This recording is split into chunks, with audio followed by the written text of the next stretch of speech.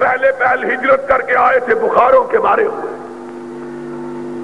بخاروں نے ان کی کمروں کو جھکا رکھا ہے، اور بندے ہی کتنے شمار کیا گیا تو جوان 200 سے زیادہ نہیں تھے کل تعداد، بوڑھے شامل کیے گئے اور 14 اور 15 سال کے بچے شامل کیے گئے تو تب جا کے 313 بنے، تب جا کے۔ لیکن اس وقت بھی جبکہ صرف 313 تھے، نہ خوف تھا، نہ دہشت تھی، نہ دشمن کا رعب تھا، نہ مخالفوں کی ہیبت تھی۔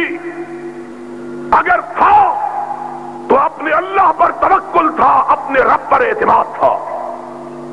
محمد الرسول اللہ صلی اللہ علیہ وسلم کو علم ہوا دشمن بڑا لشکر لے کے آیا مدینے والوں کو مٹانے کے لیے۔ سرور گرامی نے کہا ہم مدینے کی دیواروں کے پیچھے رک کر ان کا انتظار نہیں کرتے، کھلے میدان میں جا کر ان کا مقابلہ کریں گے۔ نے کہا بزدلی سے اگر کوئی قوم بچا کرتی تو کبھی بہادروں پہ موت نہ آتی۔ بزدلی بھی کبھی قوموں کو بچاتی ہے، قوموں کو بہادری بچاتی ہے۔ آؤ، اگر یقین نہیں آتا تو محمد کے ستاروں کو دیکھو۔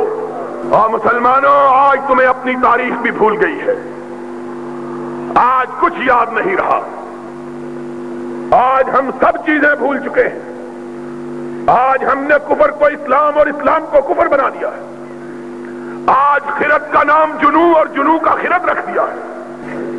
ان کا حال دیکھو ذرا، یہ مسلمان ہیں جنہیں دیکھ کے شرمائے یہود۔ کیا مسلمانی ہے؟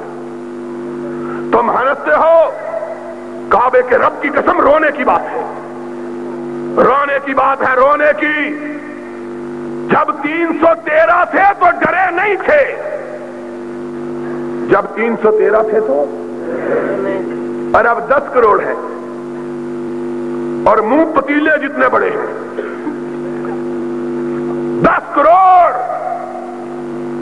لیکن کونین کے تاجدار نے کہا تھا، کونین کے تاجدار نے کہا تھا F-16 بھی ہیں، F-15 بھی ہیں، معراج بھی ہیں، مگ بھی ہیں، لڑتے نہیں۔ اور کونین کے تاجدار نے جب مومنوں کو لڑایا، نہ کسی کے پاس تیر تھا نہ تلوار تھی، کسی کے پاس نیزہ تھا تو ڈھال نہیں تھی، اگر کمان تھا تو چھوڑنے کے لیے تیر نہیں تھا، اگر تیر تھا تو بچاؤ کے لیے زرہ نہیں تھی، لیکن تھا تو رب پر ایمان تھا، اللہ پر اعتماد تھا۔ اور انہی کے متعلق اقبال نے کہا تھا کہ کافر ہے تو شمشیر پہ کرتا ہے بھروسہ، اور مومن ہے تو بے تیغ بھی